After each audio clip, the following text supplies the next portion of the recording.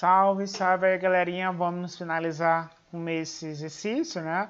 A terceira e a quarta questão, a questãozinha muito fácil. Pelo menos essa daqui vai estar mais fácil do que a outra, né? Uma questãozinha aí boa para você. Então, verifique bem aqui, né? Então, aqui vai estar falando, galerinha, ó, do governo de quem? Do Costa e Silva, galerinha. Então, é o governo de Costa e Silva que nós ainda vamos estar falando. Então, vejam aqui. Costa e Silva, né? Vou só botar aqui um detalhe. O governo de Costa e Silva, nós vamos ter algumas consequências, alguns problemas que vai acontecer no Brasil, né, galera? Então, para vocês terem uma ideia aí do que vai acontecer. Então, vejam bem aqui, ó. Costa e Silva, ele vai assumir em 67, mas bem aqui, ó, em 1968 é o ano que vai intensificar, viu? Ó, 1968 vai ser o ano que vai ser decretado no Brasil qual ato institucional, galerinha? Ó, 1968 vai ser decretado no Brasil o ato institucional número 5, viu? Será instituído o ato institucional número 5, que vai prender, vai caçar, o Congresso vai ser posto em recesso. São itens aí que eu já falei em uma aula anterior. Então, quando falar de Costa e Silva, verifica aí que nós vamos ter o ato institucional número 5, vai ter a passeata, vai ter também aí a greve em Osasco, São Paulo e Contagem, Minas Gerais. Então, vamos lá para a questão. Ó. Terceiro, o governo Costa e Silva enfrentou uma forte mobilização estudantil. Galera, quando falar de mobilização estudantil, vocês circulem essa questão, que é para quem tem dificuldade. Aí você já pode ter uma ideia, ó. Como fala em mobilização e a escalada desse movimento aconteceu em nível mundial. Estudantes, ó, insurgindo-se em diversos locais. No contexto brasileiro, então, quando fala de mobilização estudantil, fala aí em mundial, mas fala no Brasil, ó. Então, são dois detalhes. Fala de contexto, né? Mobilização estudantil, que acontece no mundo, é mundial, mas aqui ele está falando brasileiro. Então, qual foi o motivo, né? Assim, um dos que ocasionou o estopim, né, do movimento estudantil? Foi a proibição da Frente Ampla? Não fala disso, né? O movimento estudantil não tem nada a ver com a Frente Ampla, porque se você for perceber o que foi, professor, a Frente Ampla, aqui a gente teve JK e Jango, gente, ó, ambos os dois estavam aqui mobilizando, fazendo, assim, reivindicando para que a ditadura militar acabasse, viu? Então, quando falar de frente ampla, vocês podem botar JK e Jango. Decreto do ato institucional número 5, vocês têm que ver, apesar que vai ser, o ato institucional vai ser em decorrência disso, mas está falando de mobilização estudantil no contexto brasileiro, viu? Então, aí, inflação elevada, não tem nada a ver, essa aqui também não. Morte por circunstância de Castelo Branco, não, galerinha, ó, tem que ver que Castelo Branco é passado, viu?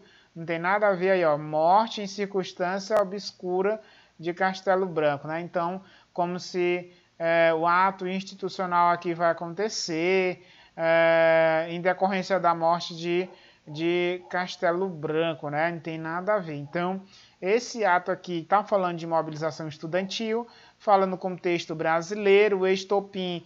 O que tem que entender é que aqui está falando do estopim da mobilização estudantil. Vai ser o que, galerinha? Ó, a morte de quem?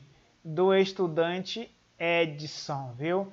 Edson Luiz. Então, para vocês terem uma ideia, então tem que ficar de olho na questão. Ela está falando, né, aí desse movimento estudantil, foi ocasionada por quê?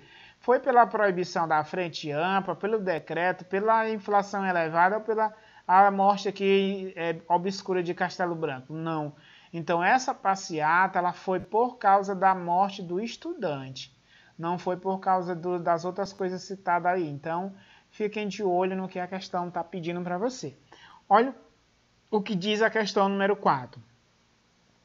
Ao mesmo tempo que reprimia duramente seus opositores durante a ditadura militar, viu? Só lembrar que aqui é conhecido, né? Esse cidadão, o período que ele ficou, né? Na presidência, ó, daqui do Brasil é conhecido como os anos de chumbo, né? Para você ter uma ideia.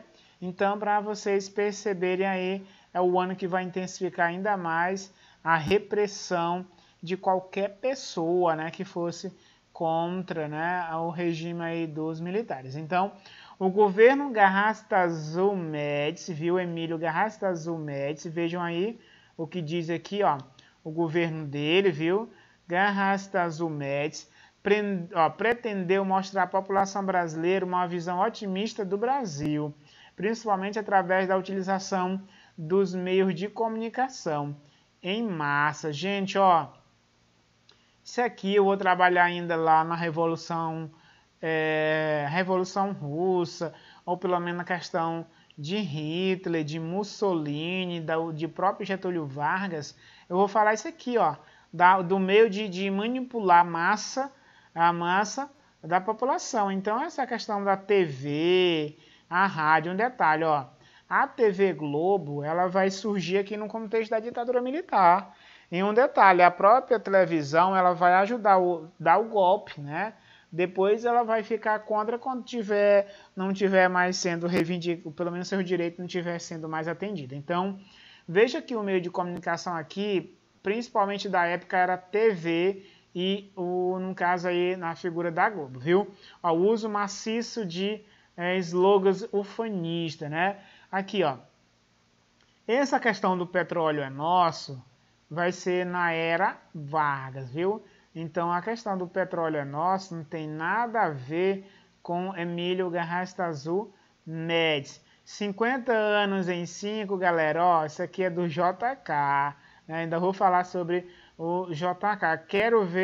Quero voltar para presidente, esse aqui não se encaixa. E qual é, galerinha, ó? Letra D, ó. Brasil, ame ou deixo, viu? Então, esse aqui era o slogan, viu? Esse aqui eram os slogans de Garrastazu Médici, viu? Esse aqui era o slogan dele. Então, para vocês, Garrastazu Médici, viu? Isso aqui era o slogan dele num período aí que ele governou o Brasil e ele utilizava a TV, ó, como massa de manipular, que era um meio aí que pelo menos chegava em uma boa parte da população. Então, galerinha, tem essa questãozinha aí, né? Tanto a terceira, que não tá difícil, e essa quarta também, que não tá difícil. Então, sempre que você estiver fazendo questões, fiquem de olho que às vezes vamos estar botando alternativa que não tem nada a ver com o contexto, vocês já vão eliminando. Dificilmente vocês não vão ficar em dúvida em duas questões, viu?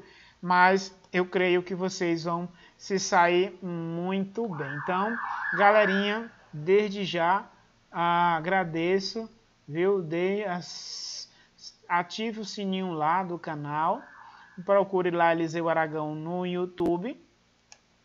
E até a próxima aula. Fui!